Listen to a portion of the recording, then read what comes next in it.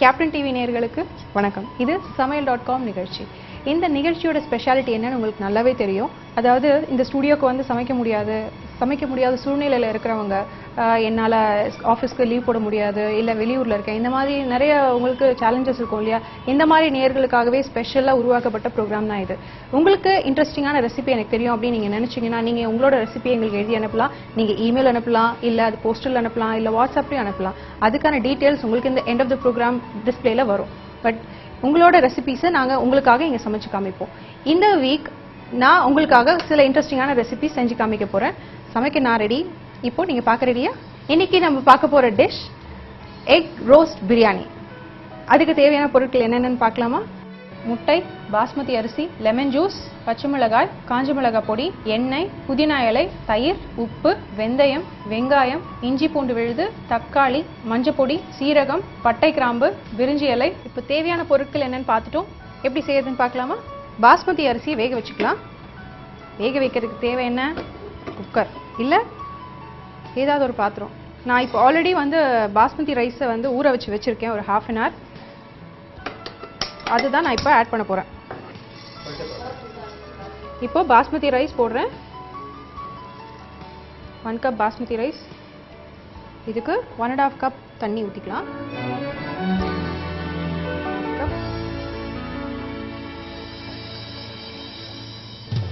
Okay, இப்போ இந்த பாஸ்மதி ரைஸை குக் பண்ணிக்கலாம்.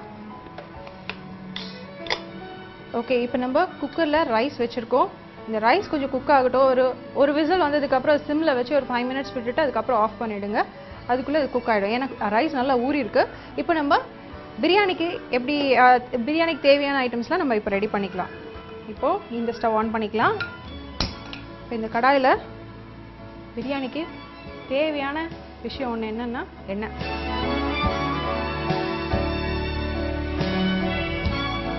எண்ணெய் நல்லா காயட்டும். பொதுவாக நம்ம பிரியாணி பண்ணும்போது என்ன பண்ணுவோம், எண்ணெய் விட்டுட்டு உடனே நம்ம பட்டை, கிராம்பு, லவங்கம் எல்லாம் போடுவோம். ஆனால் இந்த பிரியாணியில் நம்ம அப்படி பண்ண போகிறது இல்லை. அதுதான் இந்த எக் ரோஸ்ட் பிரியாணியோட ஸ்பெஷாலிட்டி. மீன் டைம் குக்கரில் நல்லா ரைஸ் வெந்துட்டுருக்கு. எண்ணெய் காஞ்சதும் இப்போ நம்ம ஃபஸ்ட்டு போட போகிறது இந்த பாயில் பண்ணி வச்சுருக்க எக். நான் இப்போ இங்கே 4 எக் எடுத்திருக்கேன். உங்கள் வீட்டில் ஒருவேளை 4 பேருக்கு மேலே இருந்தாங்கன்னா நீங்கள் அதுக்கு மேலேயும் போடலாம். எண்ணெய் நல்லா ஹீட் ஆகிடுச்சு. இப்போ நான் இந்த எக்கு போடுறேன். இது வந்து பாயில் பண்ணி வச்சுருக்க எக். நல்லா பாயில் ஆகட்டும். நீங்கள் ½ பாயிலாம் போட்டுறாதீங்க, அது நல்லா இருக்காது. இந்த எண்ணெயிலேயே இந்த எக்கு வந்து கொஞ்சம் நல்லா பொரியணுங்க. அதுதான் இந்த எக் ரோஸ்ட் பிரியாணியோட பேஸ். இந்த எக்கு வந்து நல்லா கோல்டன் ப்ரௌனாக வரணும். இது கொஞ்சம் இந்த எக்கோட இந்த ஒயிட் லேயர் வந்து எண்ணெயில் போட்ட உடனே பார்த்தீங்கன்னா உங்களுக்கு லேசாக வெடிக்கிற மாதிரி இருக்கும். ஏன்னா அதில் அந்த ஈரப்பதம் இருக்குது இல்லையா, அந்த மாய்ஸ்சர் எண்ணெயில் பட்டதும் வெடிக்கிற மாதிரி இருக்கும். அது பார்த்து நம்ம பயப்படாதீங்க. அண்டு முடிஞ்ச வரைக்கும் எக்கு பாயில் பண்ணும்போது எக்கை விட அதிக லெவல் நீங்கள் தண்ணி வச்சு அதில் கொஞ்சம் உப்பு போட்டு, அதாவது கல் உப்பு போட்டு பாயில் பண்ணிங்கன்னா உங்களுக்கு எக்கு இந்த மாதிரி வெடிச்சு போகாமல் அப்படிலாம் இருக்கும். ஆனால் உள்ளே நல்லா குக்காக இருக்கும். ஹை ஃப்ளேமில் நம்ம இந்த எக்கு நல்லா ரோஸ்ட் பண்ணிக்கலாம். லேசாக ப்ரௌன் ஆகுது பார்த்தீங்களா? இந்த மாதிரி ஃபுல் எக்குமே ப்ரௌன் ஆகணும்.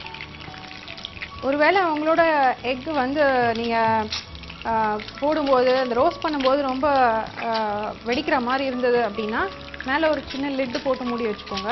அப்போ உங்களுக்கு அந்த ஆயிலெலாம் வந்து செதறது கொஞ்சம் கம்மியாக இருக்கும், மேலே படாது. நம்ம பிரியாணிக்கு தேவையான எல்லா விஷயமும் இதில் போட்டு தாளிப்பு ரெடி பண்ணிடுவோம். அதுக்கப்புறம் குக் பண்ண பாஸ்மதி ரைஸை நம்ம இதில் போட்டு அதை மிக்ஸ் பண்ணி கொரியாண்டர் லீஃப் அது அந்த மாதிரி எக்ஸ்ட்ரா மசாலாஸ்லாம் போட்டு சர்வ் பண்ணிட வேண்டியதான். ரொம்ப சிம்பிளில் நம்மளோட எக் ரோஸ்ட் ரெடி ஆகிடுச்சு. ஆனால் எக் ரோஸ்ட் பிரியாணி இன்னும் தயாராகலை. அதுதான் செய்ய போகிறோம். நம்ம இந்த எக்கை வந்து இந்த கடாயிலேருந்து எடுக்க போகிறது இல்லை. இந்த கடாயிலேயே நம்மளோட மசாலா ஐட்டம்ஸ் எல்லாமே போட போகிறோம். ஸோ அந்த மசாலா இந்த எக்கோடவே சேர்ந்து அதோட ஃப்ளேவர்ஸ் எல்லாம் இந்த எக்கில் இறங்கி அப்புறம் அது பிரியாணியோட ஒன்றா சேரப்போகுது. ஸோ இப்போ இது முடிஞ்சிருச்சு. நம்ம இதுலேயே நம்மளோட ஹோல் ஸ்பைசஸ் ஆட் பண்ணிக்கலாம். ஹோல் ஸ்பைசஸில் இங்கே என்னென்ன இருக்குது இங்கே பாருங்கள். பட்டை, கிராம்பு, அன்னாச்சி பூ, பிரிஞ்சி இலை, கொஞ்சம் சோம்பு, ஏலக்காய், இதோட கொஞ்சம் சீரகமும் போட்டுக்கோங்க. சோம்பும் சீரகமும் சேர்ந்தா அந்த காம்பினேஷனும் ரொம்ப நல்லா இருக்குங்க. நீங்கள் ஈவன் கிரேவிஸ் எதாவது பண்ணிங்கன்னா கூட நீங்கள் அது ட்ரை பண்ணலாம். கடைசியாக கொஞ்சமாக வெந்தயம் போடுங்க. பிரியாணிக்கு வெந்தயமா அப்படின்னாதீங்க, வெந்தயம் போட்டு பாருங்கள். இந்த பிரியாணிக்கு இந்த வெந்தயம் நல்லாயிருக்கும். ஓகே, இது முடிஞ்சிடுச்சு. இதுக்கு அடுத்தது நம்ம இதுலேயே வெங்காயம் போட போகிறோம். கட் பண்ணி வச்சுருக்க வெங்காயம் ஒரு 1/2 கப். இதில் நம்ம கொஞ்சமாக சால்ட் போட்டுக்கலாம். இந்த வெங்காயத்துக்கு தேவையான அளவு சால்ட் மட்டும் நான் போடுறேன். ஏன்னா வெங்காயம் அப்போ சீக்கிரமாக வதங்கிடும். அதனால் இந்த மசாலா ஃப்ளேவர்லாம் எக் உள்ள இறங்கும். இந்த ஆனியனோடவே நம்ம வாஷ் பண்ணி கட் பண்ணி வச்சுருக்க புதினா இலை போட்டுக்கலாம்.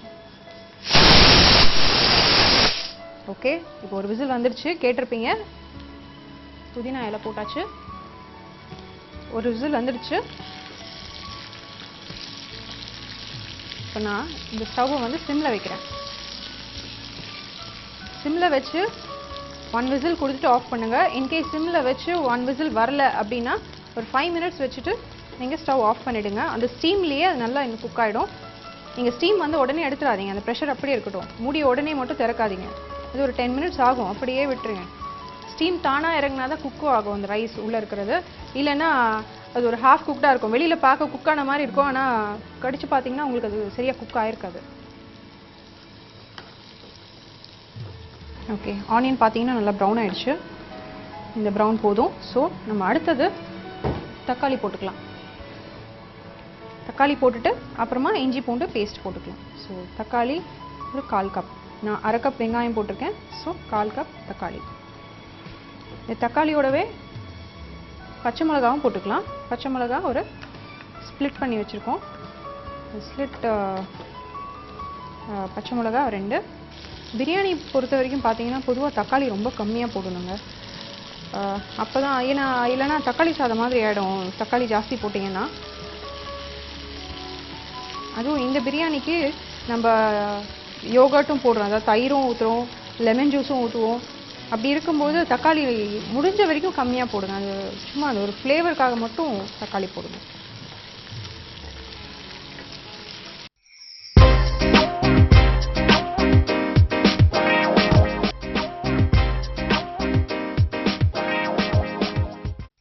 நீங்கள் இந்த ஸ்டேஜ்லேயே கொத்தமல்லியும் போட்டுக்கலாம். இல்லை எனக்கு இப்போ வேண்டாம், எனக்கு கடைசியாக போட்டால் தான் அது பிடிக்கும், எனக்கு அந்த ரா கொத்தமல்லி ஃப்ளேவர் பிடிக்கும் அப்படின்னு நினச்சிங்கன்னா கடைசியாகவும் நீங்கள் போட்டுக்கலாம். ஓகே, நம்மளோட ரைஸ் ஆயிடுச்சு. நான் ரைஸ் ஸ்விட்ச் ஆஃப் பண்ணிட்டேன். இப்போ ப்ரெஷர் இறங்கட்டும். அதுக்குள்ளே நம்ம மசாலா அந்த டைமுக்குள்ளே ரெடி ஆகிடும் நினைக்கிறேன். ரெடியானதும் குக் பண்ண ரைஸை இதில் போட்டு மிக்ஸ் பண்ணி தேவையான அளவு சால்ட் போட்டு இறக்க வேண்டியதாங்க. இந்த முட்டையோடு சேர்ந்து எல்லாம் ரோஸ்ட் ஆகிடுச்சு. அடுத்ததான் நம்ம போட போகிறது இஞ்சி பூண்டு பேஸ்ட். இஞ்சி பூண்டு பேஸ்ட் ஒரு 1/2 ஸ்பூன் போடுறேன். இதையும் நல்லா வதக்கிடுங்க. இஞ்சி பூண்டை வந்து நல்ல மிக்சியில் தண்ணி விட்டு கொஞ்சம் நல்ல ஃபைன் பவுடராக ஃபைன் பேஸ்ட்டாக ஆக்கிடுங்க. கொஞ்சம் திரியாக இருந்ததுன்னா பிரியாணிக்கு நல்லா இருக்காது. நம்ம சாப்பிடும்போது அங்கங்கே அப்படி அது வந்து நம்ம வாயில் மாட்டுச்சுன்னா சாப்பிட்ற மூடே போயிடும் இல்லையா. ஸோ அதனால் நல்ல ஃபைன் பேஸ்ட் ஆக்கிடுங்க. அதுதான் நல்ல டேஸ்ட்டும் கொடுக்கும். இஞ்சி பூண்டும் வதங்கிடுச்சு. நம்ம அடுத்ததாக போட போகிறது தயிர். தயிர் வந்து புளிப்புக்கு ஏற்ற மாதிரி போட்டுக்கோங்க. பட் நான் வந்து என்னோட டேஸ்ட்க்கு ஏற்ற மாதிரி பண்ணுறேன்.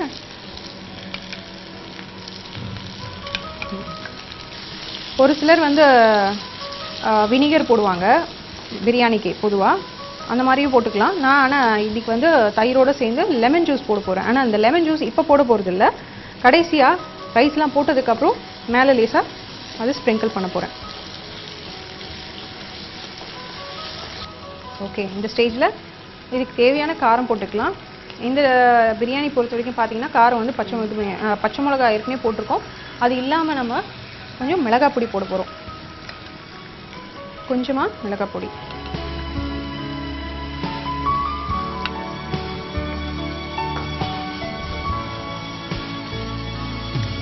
இது வந்து நான் வெறும் மிளகாய் பொடி போட்டிருக்கேன். உங்களுக்கு வேணும்னா நீங்கள் குழம்பு மிளகாய் பொடி கூட போடலாம், அதனால் ஒன்றும் பெரிய டிஃப்ரென்ஸ் இருக்காது. அண்ட் தனியா பொடியும் போட்டுக்கலாம். நான் இப்போ எதுவுமே போடல, வெறும் குழம்பு வெறும் மிளகாய் பொடி தான் போட்டிருக்கேன். ஓகே, இது எல்லாம் ரெடி ஆயிடுச்சு. நான் கொஞ்சம் மஞ்சள் பொடியும் போடுறேன்.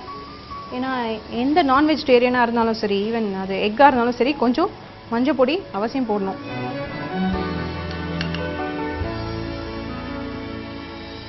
மஞ்சள் பொடி போட்டாச்சு. இதையும் நல்லா மிக்ஸ் பண்ணிடலாம். இதில் என்ன பண்ண போகிறோம்னா லேசாக தண்ணி தெளித்து இந்த கிரேவி கன்சிஸ்டன்சி கொண்டு வர போகிறோம்.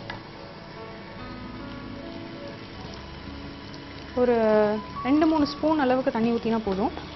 நமக்கு அந்த கிரேவி மாதிரி வரணும், அவ்வளோதான். இதுக்கு தேவையான அளவு, இந்த கிரேவிக்கு தேவையான அளவு சால்ட் மட்டும் நம்ம இப்போ போட்டுக்கலாம். அப்புறம் ரைஸ் போட்டுட்டு பேலன்ஸ் சால்ட் போட்டுக்கலாம். ஓகே, இது ரெடி. ரைஸ் குக் ஆனதும் ரைஸ் போட்டு கிளறிட்டு லெமன் ஜூஸ் போட்டுட்டு ஆஃப் பண்ணிட வேண்டியதாங்க. ஓகே, ஸோ இப்போ நம்ம மசாலா ரெடி ஆயிடுச்சு, ரைஸும் ரெடி ஆயிடுச்சு. ரெண்டுத்தையும் மிக்ஸ் பண்ண வேண்டியதான். வாவ். ரைஸ் உங்களுக்கு தேவையான அளவு போட்டுக்கோங்க. இது பொதுவாக பார்த்தீங்கன்னா நல்லா பாயில் பண்ண ரைஸை, அதாவது குக் பண்ண ரைஸ் நீங்கள் கொஞ்சம் ஆற வச்சுட்டு அதுக்கப்புறமா நீங்கள் இந்த பிரியாணி பண்ணிங்கன்னா நல்லாயிருக்கும். ஏன்னா சூடாக இருக்கும்போது நீங்கள் திரும்பவும் போட்டு நல்லா கலர்னிங்கன்னா உங்களுக்கு அந்த பொல பொலன்னு இருக்காது. அண்ட் இது முக்கியமாக இன்னொன்று நம்ம கவனிக்க வேண்டியது என்னென்னா, நீங்கள் ரைஸும் அந்த கறியும் மிக்ஸ் பண்ணும்போது நல்ல ஹை ஃப்ளேமில் மிக்ஸ் பண்ணுங்கள். அப்போ தான் கொஞ்சம் அது ரோஸ்ட் ஃபீலிங் இருக்கும், ரோஸ்ட் ஆன மாதிரி ஒரு டெக்ஸ்சர் இருக்கும் ரைஸில். நீங்கள் கம்மி ஃப்ளேமில் பண்ணிங்கன்னு வச்சுக்கோங்களேன், அது ரைஸ் ஒன்றோட ஒன்று ஸ்டிக் ஆகிட்டு அது உடஞ்சி கூட போகலாம். இது வந்து ஒரு பிரியாணி கம் ஃப்ரைட் ரைஸ்ன்னு சொல்லலாங்க. நீங்கள் அதே மாதிரி பாஸ்மதி ரைஸ் குக் பண்ணும்போது அதுலேயே கூட கொஞ்சம் எண்ணெய் விட்டும் நீங்கள் குக் பண்ணிக்கலாம். நீங்கள் வடிக்கிறதா இருந்தாலும் சரி, இல்லை ப்ரெஷர் குக்கரில் வைக்கிறதா இருந்தாலும் சரி, கொஞ்சம் ஆயில் விட்டிங்கன்னா ஸ்டிக்கி ஆகாது. ஓகே, நம்ம இந்த ஸ்டேஜில் இந்த ரைஸ்க்கு தேவையான உப்பும் லெமன் ஜூஸும் போட்டுக்கலாம். நீங்கள் உப்பு தனியாக போடுறதுக்கு பதில் லெமன் ஜூஸ்லேயே கொஞ்சம் அந்த உப்பை வந்து கொஞ்சம் கரைச்சிட்டு அதுக்கப்புறம் நீங்கள் ஊற்றினீங்கன்னா அந்த சால்ட்டும் சரி லெமன் ஜூஸும் சரி அது ரைஸில் நல்லா மிக்ஸ் ஆகும். சரி, இப்போது இந்த லெமன் ஜூஸும் சால்ட்டும் மிக்ஸ் பண்ணியிருக்கேன்.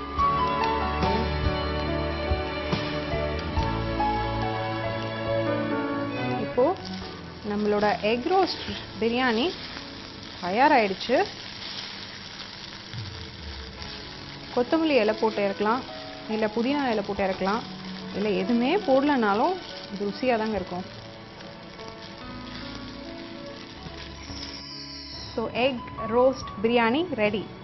டேஸ்ட் பண்ணி பார்க்குறீங்களா? அதுக்கு நீங்கள் முதல்ல உங்கள் வீட்டில் செஞ்சு பார்க்கணும். Egg roast biryani ready. இதை நீங்கள் வீட்டில் செஞ்சு பாருங்கள், சுவைச்சு பாருங்கள். ஓகே, இது உங்களுக்கு கண்டிப்பாக பிடிக்கும்னு நாங்கள் நம்புகிறோம். இந்த மாதிரி இன்ட்ரெஸ்டிங்கான ரெசிபி உங்ககிட்ட இருக்கா? எங்களுக்கு மறக்காமல் எழுதி அனுப்புங்க. நீங்கள் எழுதி அனுப்ப வேண்டிய முகவரியும் சரி, இல்லை இமெயில் அட்ரஸ் எல்லாமே உங்களுக்கு எண்ட் ஆஃப் த ப்ரோக்ராமில் டிஸ்பிளே ஆகும். இல்லை எங்களால் இமெயில் பண்ணுறது கஷ்டம், இல்லை போஸ்டரில் எழுதி அனுப்புறது கஷ்டம்னு நினச்சிங்கன்னா எங்களுக்கு வாட்ஸ்அப் பண்ணுங்கள். அந்த நம்பரும் உங்களுக்கு டிஸ்பிளே ஆகும். ஆனால் வாட்ஸ்அப் பண்ணும்போது மறக்காமல் உங்களோட ரெசிபியோட பிக்சரும் அதோட டீட்டெயில்ஸும் எங்களுக்கு கண்டிப்பாக எழுதி அனுப்புங்க. உங்களுக்காக நீங்கள் அனுப்புகிற சுவையான ரெசிபியை இந்த சமையல்.com நிகழ்ச்சியில் நாங்கள் உங்களுக்காக செஞ்சு காமிப்போம். சமைக்க நாங்கள் ரெடியாக இருக்கோம், எழுதி அனுப்ப நீங்கள் ரெடியாக இருக்கீங்களா? ஓகே, ஸோ அடுத்ததாக வேற ஒரு இன்ட்ரெஸ்டிங்கான ரெசிபியோட நாளைக்கு உங்களை சந்திக்கிறேன். வணக்கம். எங்க வீட்டு சமையல்ல நீங்க பார்ட்டிசிபேட் பண்ண இந்த நம்பருக்கு கால் பண்ணுங்க 9840042025.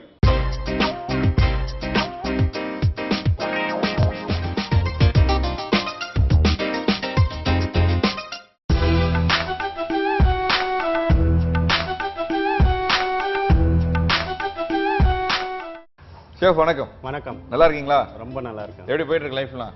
ரொம்ப நல்லாவே போயிட்டு இருக்கு. நல்லாவே போயிட்டு இருக்கு. தட்சிணாபுரத்துல வந்து ஒரு நாளைக்கும் ஒரு ஃபேமஸான டிஷ்ஷை எடுத்து மக்களுக்காக சமைச்சு கொடுத்துட்டு இருக்கீங்க. ஆமா. அந்த வகையில இன்னைக்கு நம்ம என்ன சமைக்க போறோம்?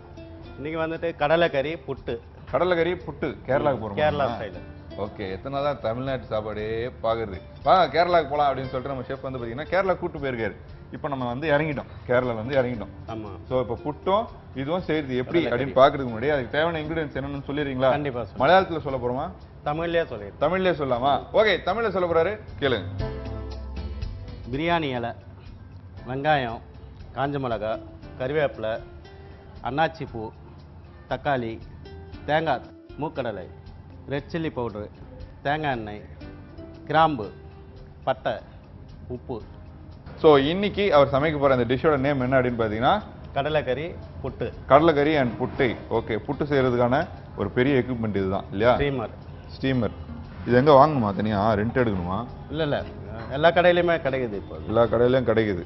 ஓகே, இதுல தான் புட்டு இல்லையா? இந்த தண்ணி வந்து வந்துட்டு கொதிக்கும் போது ஸ்டீம்ல பாயில் ஆகுது. ஓகே ஓகே சரி ஓகே. ஸோ இன்க்ரீடியன்ஸும் பார்த்தாச்சு. இப்போ ஃபர்ஸ்ட் என்ன சமைக்க போறோம்? புட்டு சமைக்க போறோமா, கடலைக்கறி? கடலைக்கறி பண்ணிடுவோம். கடலைக்கறி பண்ணிடலாமா?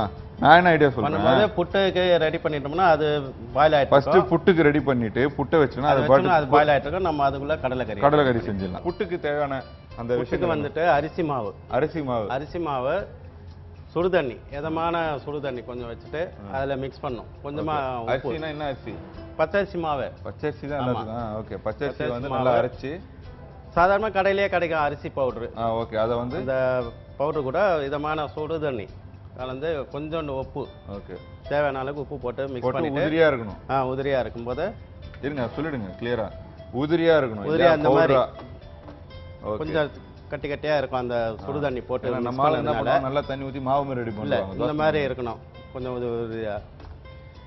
ஓகே, உதிரியா ரெடி பண்ணிட்டு இப்போ வந்து இந்த இதுல ஸ்டெப் பண்றது. ஓகே, அதுல ஃபில் பண்றோம். இதுல வந்து தண்ணி இருக்குது இல்ல? இவ்வளவு தூரத்துக்கு தண்ணி இருக்கு. முக்காவாசி தண்ணி இருக்கு. இந்த தண்ணி கொதிக்க அதுல தண்ணி கொதிச்சு அதுல ஸ்டீம். ஓகே, இதுல வந்துட்டு உள்ள வந்துட்டு இந்த மாதிரி வரும். ஓகே, இதுல வந்து பாத்தீங்கன்னா ஒண்ணு இருக்காது அப்படின்னு நினைக்காதீங்க. இந்த ஜல்லடை இருக்கும். இந்த ஜல்லடை வந்து பாத்தீங்கன்னா இங்க ஜெயில் கைதி மாதிரி பார்க்கலாம். இப்படி இருக்கா?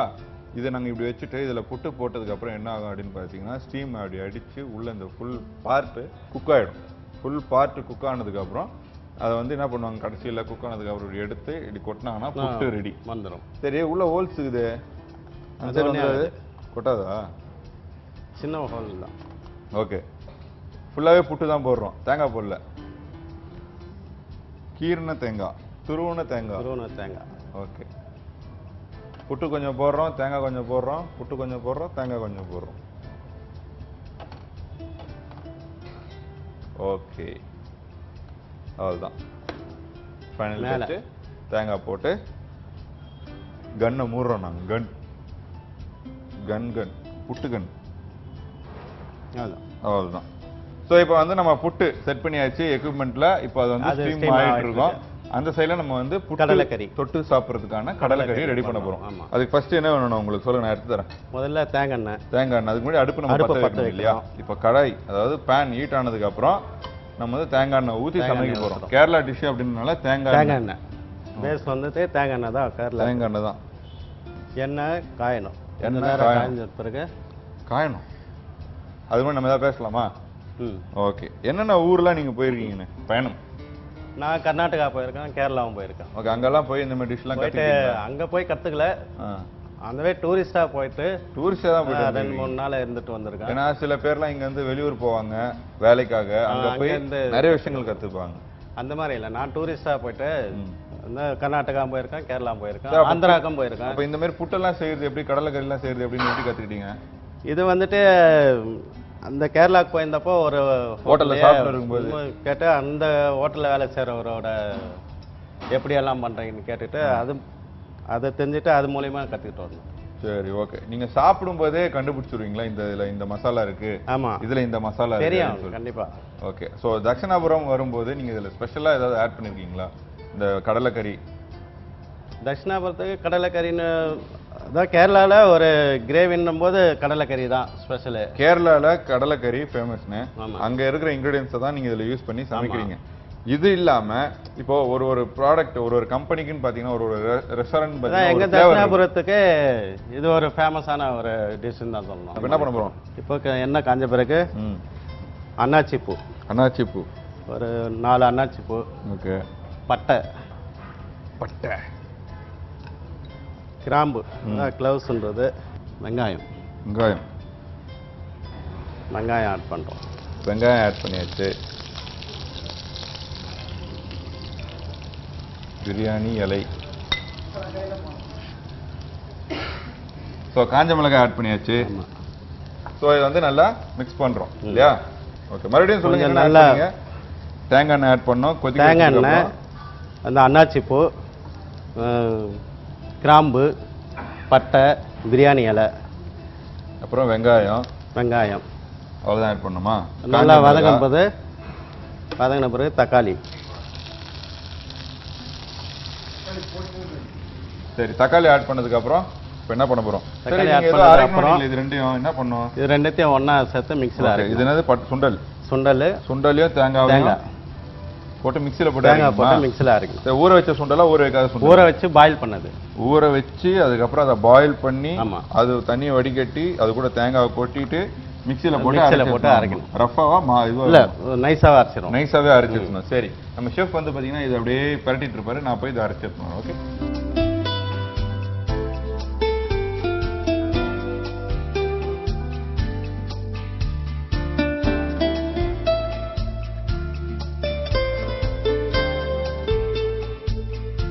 ஸோ ஷெஃப் அரைச்சி எடுத்து வந்தாச்சு. இதுதானே?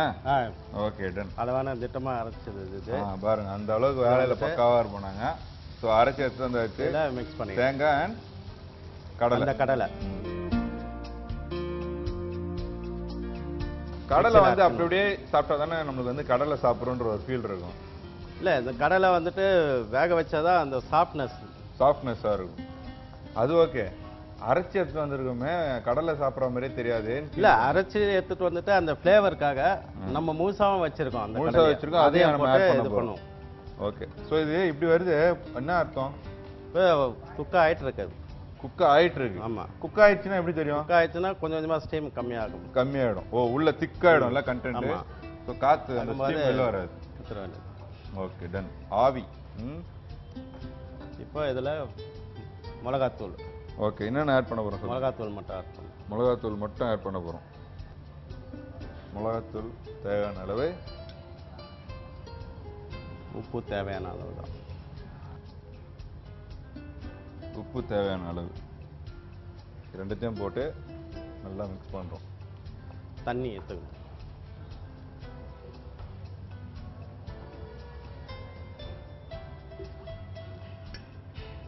அந்த கடலையும் அந்த தேங்காவை நம்ம கிரைண்ட் பண்ணோம் இல்லைங்களா? ஆமா.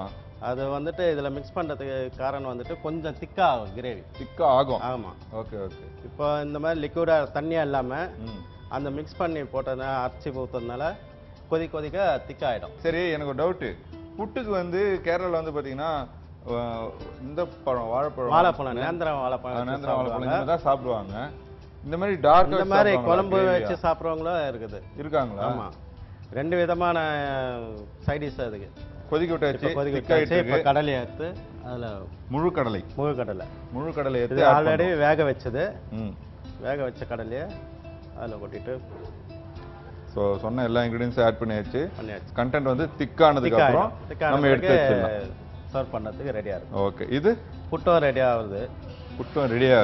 ஸோ நீங்க சொன்னது போல புட்டு வந்து திக்காயிடுச்சு, அதாவது உள்ள கண்டென்ட் வந்து ஆட் ஆயிடுச்சு அப்படின்னா ஸ்டீம் கம்மியாயிடுச்சு. இதுல வந்துட்டு கொலான்னும் போது அந்த ரவுண்டு ஷேப்ல வருது. ரவுண்ட் இல்ல, ஸ்ட்ரைட் ஷேப்ல வருது.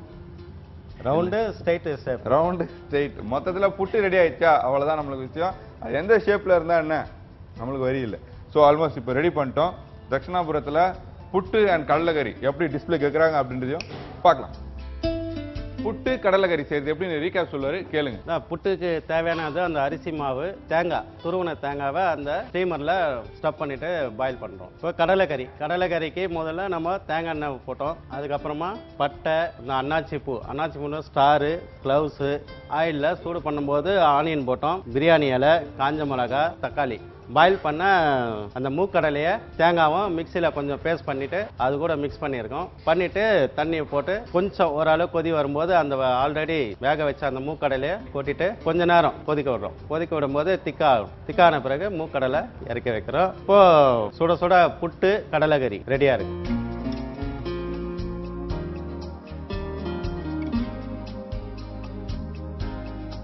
ஸோ அட்டகாசமா சுட சுட வந்து பாத்தீங்கன்னா புட்டு, அது மட்டும் இல்லாம கடலைக்கறி ரெடி பண்ணி வச்சிருக்காரு நம்ம ஷெஃப். ஸோ இது நம்ம தட்சிணாபுரத்துல ஒன் ஆஃப் த ஒரு மெயின் ரெசிபி அப்படின்னு கூட சொல்லலாம்.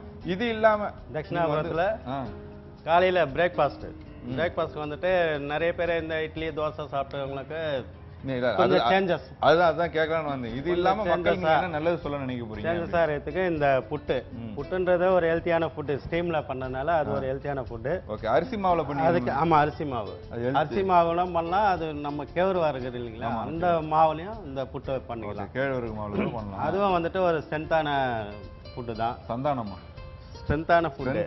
திடீர்னு எங்க நகைச்சுவை பண்றீங்களோ அப்படின்னு நினைச்சேன். ரைட், அடுத்து அப்புறம் கடலைக்கறி வேற இருக்குது. கடலைக்கறியும் ஒரு உடம்புக்கு நல்ல ஒரு பொருள். அது இன்னைக்கு சமைச்சது போல நாளைக்கும் பிரமாதமா சமைக்கிறதுக்காக நம்ம முரளிகிருஷ்ணன் ஷெஃப் ரெடியா இருக்காரு. நாளைக்கு பார்க்கலாமா மக்களா? பை பை சொல்லிட்டு போலாமா? பை பை சொல்லுங்க. பாய் பாய்.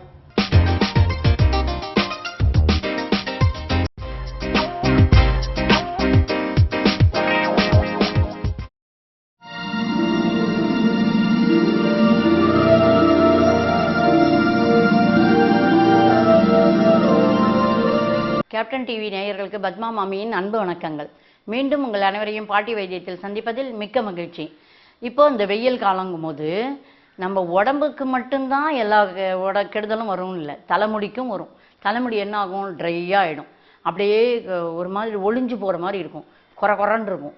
இந்த மாதிரிலாம் இல்லாமல் கருப்பு முடி கூட ஒரு மாதிரி தனியாக இருக்கும். கருப்பாக இருந்தாலும் அது ஒரு மாதிரி கசகசன்னு இருக்க மாதிரி இருக்கும், கொச்சன்னு இருக்க மாதிரி இருக்கும். அந்த மாதிரிலாம் இல்லாமல் தலைமுடி வந்து நல்ல பளபளப்பாக நீண்டு நல்லா ஃப்ரெஷ்ஷாக தலைமுடி காட்டணும்னா இப்போ நான் சொல்ல போகிறத நீங்கள் செய்யலாம்.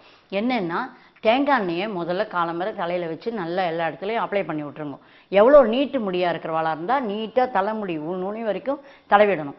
அதுக்கு பிறகு இது ஒரு கண்டிஷனர் தான் தலைக்கு, ஹேருக்கு வந்து அவ்வளோ நல்ல விஷயம் அது. இதை நான் சொல்கிறத நீங்கள் செஞ்சீங்கன்னா, தேங்காய் எண்ணெயை ஃபுல்லாக தடவின பிறகு கொத்தமல்லி இலைகளை எடுத்து மிக்சியில் போட்டு அரைச்சிங்கன்னா 1 ஸ்பூன் அளவுக்கு அது சாறு வரணும். அதுக்கு அந்த 1 ஸ்பூன் கொத்தமல்லி இலை சாறு எவ்வளோ வரணுமோ அதுக்கு தகுந்த கொத்தமல்லியை போட்டு அரைங்க. ஆனால் அதில் தண்ணிலாம் விடக்கூடாது. அரைச்சிட்டு பிஞ்சு கொத்தமல்லியாக இருந்தால் சாறு வரும். அதை அரைச்சிட்டு எடுத்து புழிஞ்சிங்கன்னா 1 ஸ்பூன் அளவுக்கு எடுக்கணும். அந்த 1 ஸ்பூன் கொத்தமல்லி இலை சாறையும் 1 ஸ்பூன் தேங்காய் பால், தேங்காவை அரைச்சி அதனுடைய பாலை வடிகட்டி 1 ஸ்பூன் அளவுக்கு அதை புழிஞ்சு வடிகட்டினீங்கன்னா, அதுலேயும் தண்ணி விடக்கூடாது, புழிஞ்சு எடுத்துட்டு அதை வடிகட்டினீங்கன்னா அதுவும் 1 ஸ்பூன் வேணும். இப்போ தேங்காய் பாலையும் தண்ணி விட்டு அரைக்காத தேங்காவை அரைச்சி அதை புழிஞ்சு வடிகட்டி எடுக்கணும், அது 1 ஸ்பூன் தேங்காய் பால். அதோட கூடவே எலுமிச்சம்பழ சாறு அதை 1 ஸ்பூன் எடுத்துக்கணும். இந்த 3 ஸ்பூன் கிடச்சிடுறது இல்லையா, இந்த 3 ஒன்றாக்கிட்டு தலை பூரா தேங்காய் எண்ணெய் வச்சு வார இருக்கிறது இல்லையா தலையை, அதில் இதை பூரா அப்ளை பண்ணிவிடுங்க. எல்லா இடத்துலையும் தடவி விட்டுட்ட பிறகு என்ன பண்ணுங்க, கொஞ்சம் நேரம் ஒரு 10-15 நிமிஷத்துக்கு ஓடிடுங்க. அப்போ சில டைமில் சில பேருக்கு ஒவ்வொரு இடத்துல சின்ன புண்கள் இருந்தாலோ பெயினெல்லாம் இருந்தால் கூட அதெல்லாம் செத்து போகும். அப்போ கொஞ்சம் லேசாக எரிகிற மாதிரி இருக்கும். அதுக்காலம் கவலைப்படாதீங்க, அது சரியாயிடும். இது மாதிரி தடவிட்டு கொஞ்சம் நேரம் கழித்து ஒரு 10-15 நிமிஷம் 30 நிமிஷம் கூட விடலாம். அதுக்கு பிறகு நல்ல குளிர்ந்த தண்ணியில் தலையை நல்லா கொஞ்சமாக ஊற்றி நல்லா அலசிடுங்க. இது அத்தனையும் உங்களுக்கு வந்து தலையிலலாம் ஒட்டவே ஒட்டாது.